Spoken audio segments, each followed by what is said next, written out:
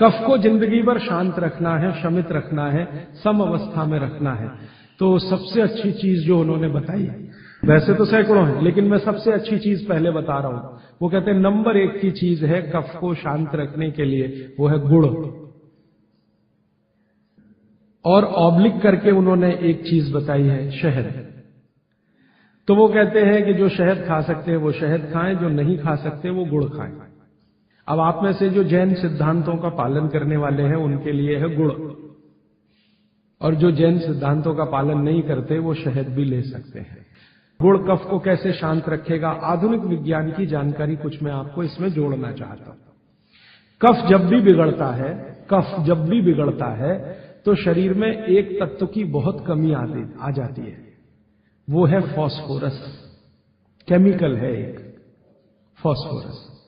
जब भी कफ बिगड़ेगा तो आप समझ लो आपके शरीर में फास्फोरस की कमी है। और फास्फोरस का एक छोटा भाई भी है, आर्सेनिक। आर्सेनिक वैसे तो शरीर में ना रहे तो अच्छा है क्योंकि जहर है, लेकिन बहुत मामूली मात्रा में रहे तो फास्फोरस को ताकत देता है ये आर्सेनिक। फास्फोरस का कॉम्प्लीमेंट्री है आर्सेनिक। ये केमिस्ट्री की बात है।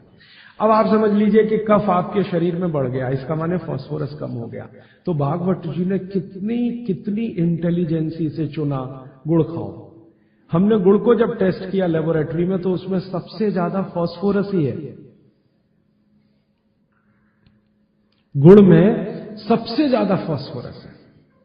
हालांकि उसमें थोड़ा मात्रा में आर्सेनिक भी है, लेकिन फास्फोरस उसमें सबसे ज्यादा मात्रा में है। और गुड़ जो बना है ना, किससे बना है? गन्ने के रस से। तो गन्ने के रस को टेस्ट किया तो पता चला गन्ने के रस में फास्फोरस है, लेकिन गन्ने के रस से ज्यादा गुड़ में है। गन्ने के रस में भी फास्फोरस है, लेकिन उससे ज्यादा गुड़ में है। तो क्या किया हमने? गन्ने के रस को गर्म किया। तो गर्म करने की जो प्रक्रिया है, इसमें फास्फोरस घटा नहीं, बढ़ा। ये पता नहीं क्या अद्भुत विज्ञान है। तो भागवत जी ने ये नहीं कहा कि गन्ने का रस पियो, उन्होंने कहा गुड़ खाओ। गन्ने के रस को भी वो कह सकते थे क्योंकि फास्फोरस उसमें है, लेकिन गन्ने के रस से ज्यादा बेहतरीन स्थिति का फास्फोरस गुड़ में है, जो सबसे जल्दी हजम होता है। ये गुड़ ऐसी अद्भुत चीज है जो 1 दिन के बच्चे को भी खिलाया जा सकता है। 1 दिन के बच्चे को, आज बच्चा पैदा हुआ, आप शाम को उसे गुड़ दे सकते हैं, आज ही दे सकते हैं। हाँ, तो आप जो है एक ऐसी स्थिति में है जहां आपके पास कई चीजें उपलब्ध हैं, उनमें से भागवती जी चुनकर दे रहे हैं कि देखो ये है। अब गुड़ बनाने के पहले एक और चीज बनती है जिसको मराठी में कहते हैं काकवी। तरल गुड़ कहिए उसको, तरल गुड़। राब कहते हैं कई लोग उसको, राब, राजस्थान में राब कहते हैं। वो ये कहते हैं कि गुड़ और राब में आपके पास अगर चॉइस है तो राब खाइए, वो गुड़ से भी ज्यादा अच्छी है। तो राब हमने बनवाई और उसको टेस्ट किया लेबोरेटरी में, तो गुड़ से बेहतरीन स्थिति का फास्फोरस राब में है।